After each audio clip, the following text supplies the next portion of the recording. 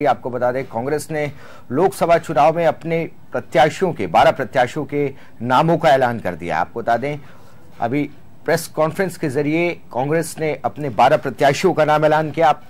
लोकसभा चुनाव 2019 के दंगल में खरगोन से गोविंद मुजलादा को टिकट मिला है। वहीं बात करें अगर छिंदवाड़ा से, तो नकुल नाथ को टिकट मिला है, ये कमलनाथ के बेटे हैं। वहीं सागर से प्रभु सिंह को टिकट दिया गया है, कांग्रेस से उम्मीदवार हैं, ये प्रत्याशी हैं। वहीं बात करें अगर दमोह से प्रताप सिंह लोधी को टिकट दिया गया। चुनाव सीधी से अजय सिंह राहुल को टिकट दिया गया है। बता दें, सतना से राजा राम त्रिपाठी को टिकट दिया गया। लोकसभा चुनाव 2019 के दंगल में प्रत्याशी हैं कांग्रेस की तरफ से। रीवा से सिद्धार्थ तिवारी को टिकट दिया गया है। देवास से प्रहलाद टिपानिया को टिकट मिला, ये उम्मीदवार हैं। लोकसभा चुनाव 2019 के इस दंगल में इनका भी नाम शामिल है। जबलपुर से विवेक तनखा प्रत्याशी के रूप में खड़े हैं, चुनौती देंगे राकेश सिंह को। जबलपुर से विवेक तनखा इन्हें टिकट मिला है। बीजेपी प्रदेश अध्यक्ष राकेश सिंह को टक्कर देंगे इस चुनाव में। और वहीं बात करें देवास से, तो प्रहलाद टिपनिया, जबलपुर से विवेक तनखा, सीधी से अजय सिंह राहुल को टिकट मिला है। बात करें दमोह से, तो प्रताप सिंह लोधी को टिकट दिया गया। खंडवा से अरुण यादव प्रत्याशी हैं। सतना से राजाराम त्रिपाठी, रीवा से सिद्धार्थ तिवारी, खंडवा से अरुण यादव। आपको बता दें, कांग्रेस से अपने 12 प्रत्याशियों की लिस्ट जारी कर दी है। लोकसभा चुनाव 2019 के लिए कांग्रेस ने मध्य प्रदेश के लिए 12 प्रत्याशियों की एक और सूची जारी की है। कांग्रेस की ओर से छिंदवाड़ा से कमलनाथ के बेटे नकुल नाथ प्रत्याशी होंगे। इसी सूची में कुल 12 प्रत्याशियों के नामों की सूची अभी जारी कर दी गई है।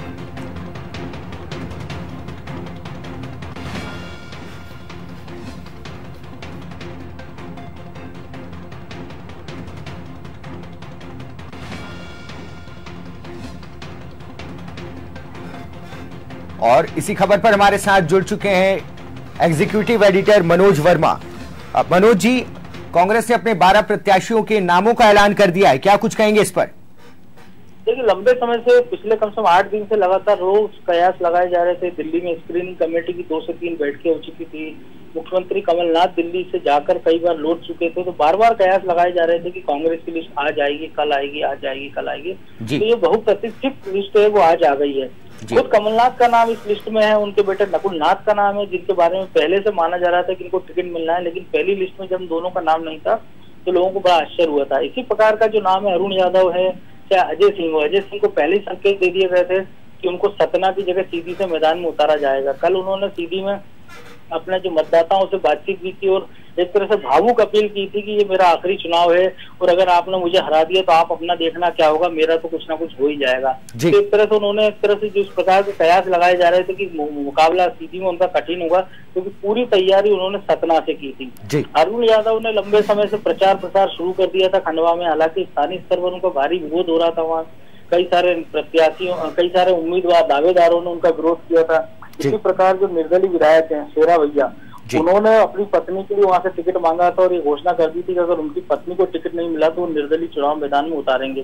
तो ऐसे कई सारे कयास थे। दूसरा जो सिद्धार्थ तिवारी का नाम था, जब सुंदरलाल तिवारी का पिछले दिनों जब निधन हुआ था, इसके बाद से माना जा रहा था कि उनके बेटे सिद्धार्थ को मैदान में उतारा जा सकता है। इसका एक बड़ा कारण ये, तो रीवा में कांग्रेस अपनी जमीन लगातार खोती जा रही थी, तो ऐसे में उनको उम्मीद थी कि सहानुभूति लहर के सारे हो सकता है कि सिद्धार्थ के बहाने ये सीट वापस कांग्रेस के पास आ जाए। जी मनोज जी, अगर इस 12 प्रत्याशियों के नामों का अगर चयन किया जाए तो उसमें रीवा की जो सीट है जहां से सिद्धार्थ तिवारी, और बात करें छिंदवाड़ा की जहां पर कमलनाथ के बेटे नकुल नाथ उम्मीदवार हैं, तो कहीं ना कहीं वंशवाद की राजनीति साफ तौर पर इन 2 सीटों पर नजर आ रही है, क्या कहेंगे इस पर?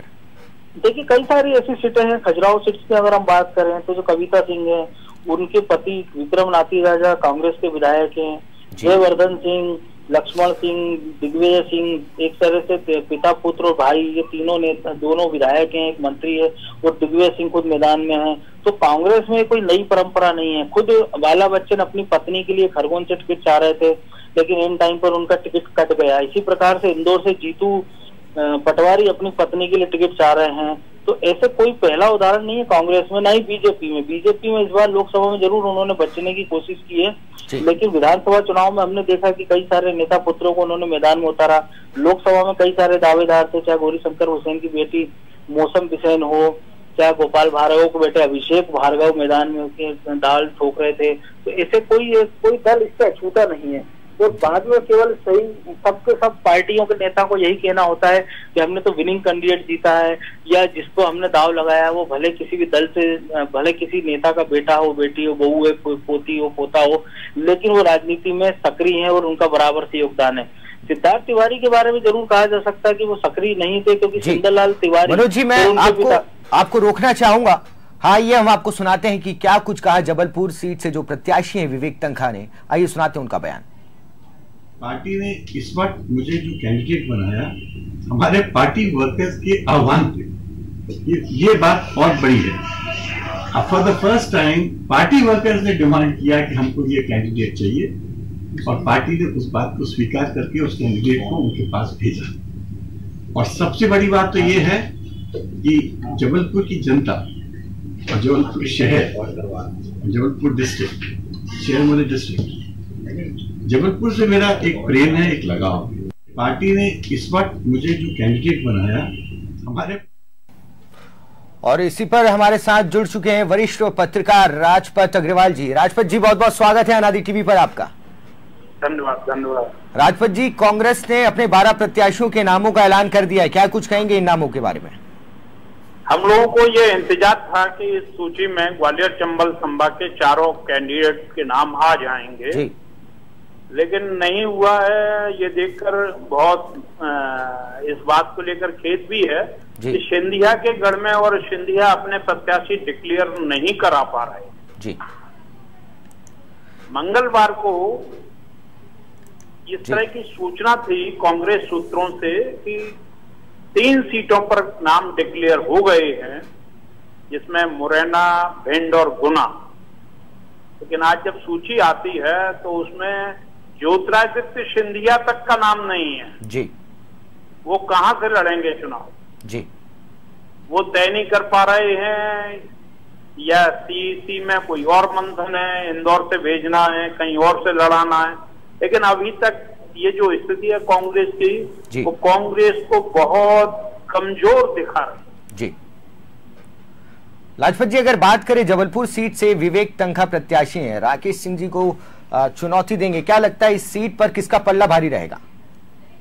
देखिए, राकेश सिंह जी, और आइए मैं आपको रोकना चाहूंगा लाजपत जी, मैं आपको रोकना चाहूंगा। इस वक्त हमारे साथ जुड़ चुके हैं जबलपुर से प्रत्याशी विवेक तनखा हमारे साथ जुड़ चुके हैं।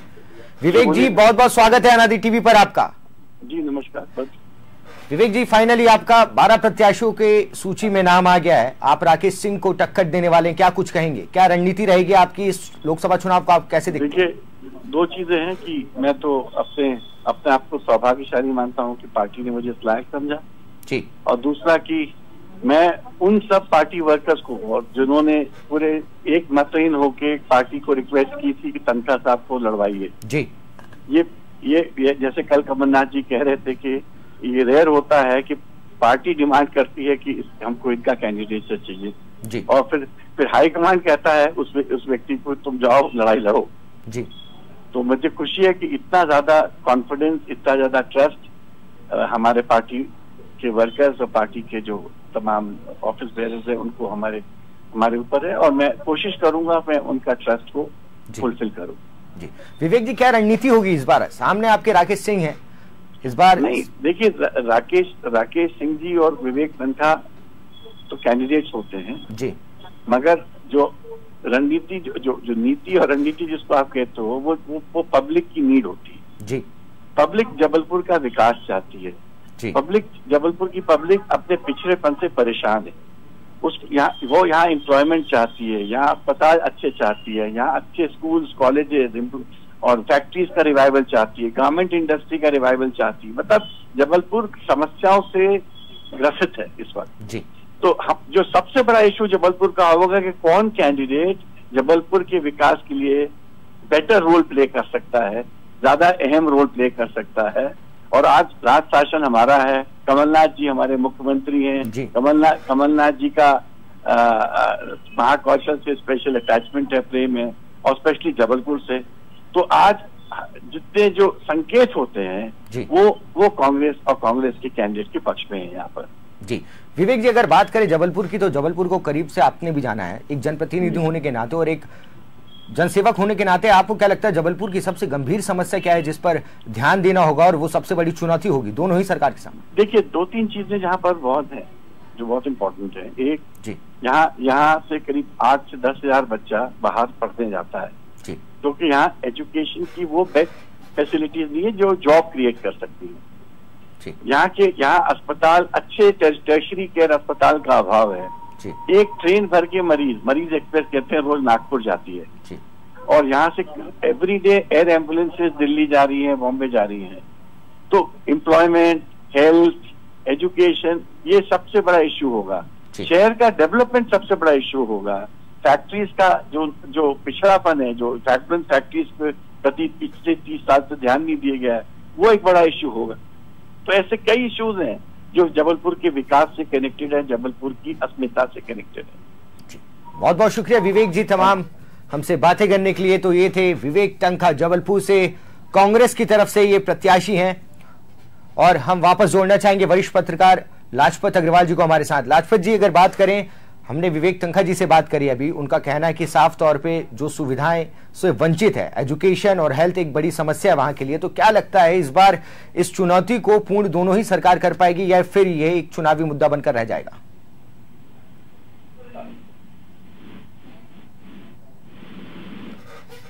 शायद तकनीकी खामियों के चलते लाजपत जी से हमारा संपर्क टूट गया। आपको बता दें, लोकसभा चुनाव 2019 के इस दंगल में 12 प्रत्याशियों के नामों का ऐलान कर दिया है कांग्रेस ने। 12 प्रत्याशियों की सूची जारी हो गई है। वहीं बात करें अगर सागर से, तो प्रभु सिंह ठाकुर यहां पर प्रत्याशी हैं। खंडवा से अरुण यादव को टिकट दिया गया है। सतना से राजाराम त्रिपाठी को टिकट दिया गया। वहीं उज्जैन से बाबूलाल मालवीय को टिकट मिला है। आपको बता दें, उज्जैन से बाबूलाल मालवीय को टिकट मिला है। बात करें अगर खरगोन से, तो गोविंद मुजाला को टिकट दिया गया है। प्रत्याशी हैं ये कांग्रेस की तरफ से। वहीं छिंदवाड़ा से नकुलनाथ, और एक बार फिर हमारे साथ वरिष्ठ पत्रकार लाजपत अग्रवाल हमारे साथ जुड़ चुके हैं। लाजपत जी, जबलपुर की अगर बात करी जाए तो विवेक टंका जी का साफ तौर पर कहना है कि हेल्थ और एजुकेशन सबसे बड़ा मुद्दा है जिसे वहां सुलझाना चाहिए। तो क्या लगता है इस बार ये वाकई मुद्दा कारगर साबित होगा और इसका निराकरण होगा, या फिर ये एक चुनावी मुद्दा बन के रह जाएगा? ये मनीष जी सिर्फ चुनावी मुद्दा है। कांग्रेस 70 सालों से देश की सरकार में, प्रदेश की सरकार में थी जी। ना मध्य प्रदेश की हेल्थ की दशा सुधरी, ना एजुकेशन। और आज जब लोकसभा का चुनाव है तो कांग्रेस का घोषणा पत्र, जिसमें धारा 124 से समाप्त करने की बात कही जा रही है, जिसमें आतंकवादी और अलगाववादियों से चर्चा करने की बात हो रही है जी, जिसमें उनको एक टेबल पर बैठकर खाना खिलाने और बिरयानी खाने की बात हो रही है जी। देश की जनता इस पर वोट करेगी। कांग्रेस का घोषणा पत्र क्या कह रहा है जी, आपकी सूरत और सीरत क्या है। जनता इतनी बेवकूफ नहीं है जी, मतदाता समझदार हो चुका है। जब हमारे जवान अपनी शहादत दे रहे हैं जी, तब आप आतंकवादियों से बात करने की बात कह रहे हैं जी। देश का मूड बदल रहा है मनीष जी, मूड बदल रहा है जी। प्रहलाद जी, देखा जाए तो ज्योतिरादित्य सिंधिया एक ऐसा नाम है, युवाओं की पसंद भी है ज्योतिरादित्य सिंधिया, पर इस 12 प्रत्याशियों की सूची में इस बार भी उनका नाम चूक गया। क्या कारण होगा?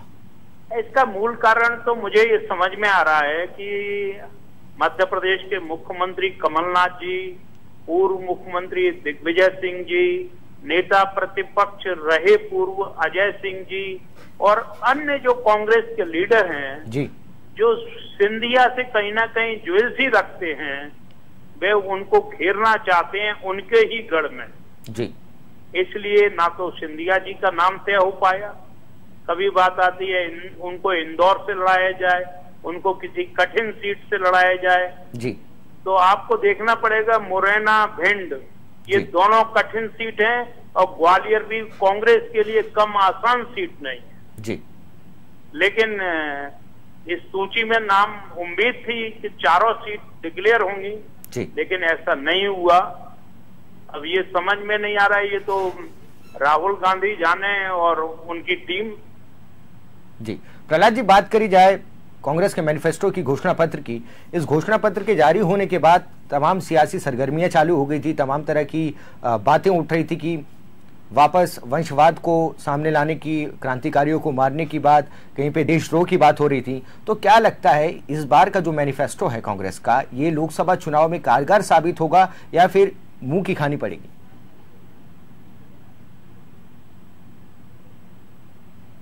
प्रहलाद जी, क्या आप हमारी आवाज सुन पा रहे हैं? लगता है प्रहलाद जी से हमारा संपर्क टूट गया। आपको बता दें, लोकसभा चुनाव 2019 के इस दंगल में कांग्रेस से अपने 12 प्रत्याशियों के नामों का ऐलान कर दिया है। वहीं सागर से प्रभु सिंह ठाकुर को वहां पर प्रत्याशी दिया गया। बात कर रहे हैं, सागर से प्रभु सिंह को टिकट दिया गया है। दमोह से प्रताप सिंह लोधी को टिकट दिया गया। बात करें अगर सीधी से, तो अजय सिंह राहुल को टिकट दिया गया है, प्रत्याशी हैं कांग्रेस से। 2019 के दंगल में सतना से राजाराम त्रिपाठी को टिकट दिया गया। इसके बाद अगर बात करें रीवा से, तो सिद्धार्थ तिवारी को टिकट दिया गया है।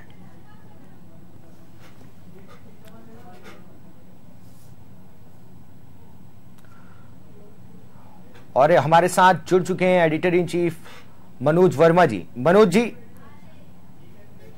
जी, विवेक तनखा जी से हमने बात करी। विवेक तनखा जी का साफ तौर पर कहना है कि एजुकेशन और हेल्थ एक बड़ा मुद्दा है जिसे सुलझाना चाहिए। क्या लगता है इस बार के लोकसभा चुनाव में यह मुद्दा ही रह जाएगा या वाकई इसका कोई निराकरण निकलकर सामने आएगा?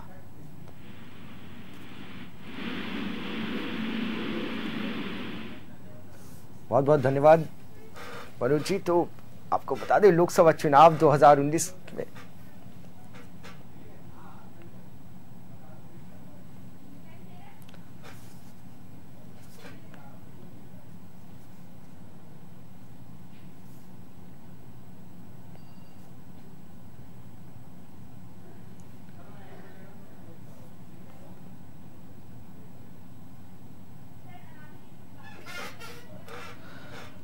आपको बता दें, एमपी के लिए कांग्रेस ने 12 प्रत्याशियों की सूची जारी कर दी है छिंदवाड़ा से। और हमारे साथ जुड़ चुके हैं सागर से प्रत्याशी प्रभु सिंह ठाकुर। प्रभु सिंह जी, बहुत बहुत स्वागत है अनादि टीवी में आपका और शुभकामनाएं आपको, आप प्रत्याशी चुने गए। बहुत धन्यवाद आपका जी, बहुत धन्यवाद आपका। प्रभु सिंह जी, लोकसभा चुनाव 2019 के इस दंगल में आपका नाम है, क्या चुनौती होगी आपके सामने? चुनौतियां तो हर काम के लिए होती हैं और चुनौती को स्वीकार करना भी चाहिए और पूरे शिद्दत के साथ उस चुनौती में लगना चाहिए और उसे फतेह करने की पूरी कोशिश करना चाहिए। जी प्रभु सिंह जी, अगर बात करी जाए सागर की, तो पानी जैसी मूलभूत सुविधाएं हैं, सड़क निर्माण की बात करी जाए, वहां पे कुछ मूलभूत सुविधाएं हैं जिससे आज भी सागर के कई गांव हैं जो अछूते हैं। तो क्या आपको लगता है कि इस बार इन मुद्दों पर विशेष ध्यान दिया जाएगा, ना कि वो मुद्दों जिसमें प्रमोशनल बात हो पार्टी के लिए? नहीं, देखिए आप बिल्कुल सही बात कह रहे हैं और ये मुद्दे बहुत जरूरी हैं। ग्रामीण अंचल में जहां पेयजल की समस्या है, उस पेयजल की समस्या के समाधान के लिए जो भी संभव प्रयास हो वो होना चाहिए। और अन्य जो हमारे ग्रामीण अंचल की समस्याएं, चाहे यातायात मार्ग, रोड मार्ग की, जैसा कि आपने बताया है, रोड मार्ग की समस्या हो, इन पे पूरा फोकस होगा। जो नदियां हैं उनको, उनके बीच से उनसे पानी सिंचाई के लिए कोशिशें करना भी किसानों के लिए भी बहुत जरूरी है। और साथ ही आवागमन के क्षेत्र में कुछ नदियां हमारे जिले की, हमारे लोकसभा क्षेत्र की इस तरीके से हैं कि जहां से बीच में से भी हमको पुल पुलियां बनाने की बहुत जगह आवश्यकता है, उसकी भी पूर्ति करने के लिए हम कोशिश करेंगे। जी प्रभु सिंह जी, आप क्या समझते हैं एक जनप्रतिनिधि होने के नाते, कौन सी ऐसी समस्याएं हैं और वो कौन से ऐसे कारण हैं जिसके कारण सागर की अगर बात करी जाए तो वो आज भी ऐसी मूलभूत सुविधाओं से अछूता है? आपको क्या लगता है ऐसे कौन से मुख्य कारण होंगे? देखिए, मैं समझता हूँ कि जो मुख्य समस्याएं हैं हमारे इसकी, तो एक तो हमारा ये किसानों के लिए बड़ी समस्याएं हैं उसके किसान हमारा बहुत परेशान रहा है। अभी मुख्यमंत्री जी ने उस परेशानी की ढूंढ के 2 लाख रुपए तक के कर्जे माफ करने की बात कही है। 25 लाख किसानों के कर्जे माफ हुए शुरुआती दौर में, और जिनके रह गए उनके सारे के सारे माफ होंगे। और नगद भुगतान भी हमारे प्रदेश में अब चालू हो गया। किसानों को नगद भुगतान भी हम कराने की कोशिश करेंगे। हम प्रदेश में हमारा किसान बहुत जो भारतीय जनता जिसकी गौ माता के बात करती है, और गौ माता से हमारा किसान भी बहुत परेशान रहा। मैदानी के खेतों में भगाता रहा, रोडों पे गौ माताएं कुचली जाती रही, परंतु भारतीय जनता पार्टी की सरकार ने कोई ध्यान नहीं दिया। हमारी कांग्रेस की सरकार ने, माननीय मुख्यमंत्री कमलनाथ जी ने और तमाम लीडरान ने ये कोशिश करी है, और सब जगह इसकी ओपनिंग भी हो गई है और कार्य चालू भी हो गया है। हम गौशाला हमारी प्रदेश की सरकार खोलने जा रही है। जी बहुत बहुत शुक्रिया प्रभु सिंह ठाकुर जी हमसे बात करने के लिए। आपको बता दें, कांग्रेस ने अपने 12 प्रत्याशियों की सूची को जारी कर दिया है, जिसमें 12 प्रत्याशियों के नामों का ऐलान हो चुका है। सागर से प्रभु सिंह को टिकट दिया गया, दमोह से प्रताप सिंह लोधी को, सतना से राजाराम त्रिपाठी उम्मीदवार हैं, वहीं रीवा से सिद्धार्थ तिवारी, सीधी से अजय सिंह राहुल, जबलपुर से विवेक तंखा, मंडला से की बात की जाए तो कमल मरावी वहां से उम्मीदवार हैं, छिंदवाड़ा से नकुलनाथ कमलनाथ के बेटे हैं ये, देवास से प्रहलाद टिपनिया, उज्जैन से बाबूलाल मालवीय और खंडवा से अरुण यादव।